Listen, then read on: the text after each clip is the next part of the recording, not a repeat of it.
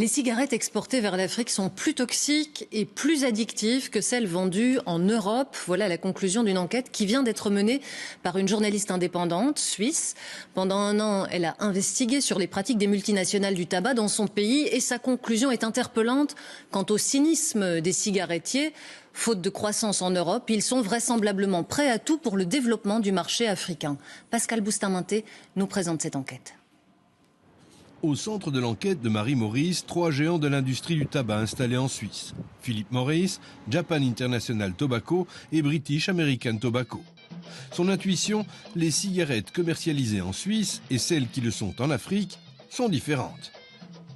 J'ai choisi d'aller au Maroc pour mon enquête parce que c'est le pays d'Afrique où le plus de cigarettes suisses sont exportées. Aujourd'hui, plus de la moitié des cigarettes fumées au Maroc sont importées et surtout importées de Suisse. Ils pensent que les cigarettes suisses sont de meilleure qualité. Et en fait, c'est l'inverse. Les cigarettes fabriquées en Suisse qu'ils fument sont beaucoup plus fortes, ont plus de nicotine, plus de goudron et donc sont plus toxiques. Pour prouver cela, elle a confié des cigarettes vendues en France, en Suisse et au Maroc à un laboratoire indépendant. Ce dernier a analysé les cigarettes au moyen de cette machine. Les différences sont objectivées. Pour les Winston, nous avons même des cigarettes allant jusqu'à 16 mg de particules totales contre seulement 10 pour celles vendues en France et en Suisse.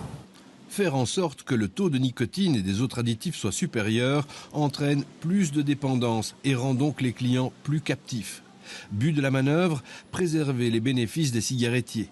En Suisse, les ventes de tabac ont baissé de 38% en 20 ans. En Afrique, l'OMS prévoit que d'ici 2025, il y aura 40% de fumeurs en plus par rapport à 2010. Le marché africain est donc l'objet de toutes les attentions de l'industrie du tabac qui pourrait y trouver une terre de croissance au moment où, en Occident, le nombre de fumeurs chute.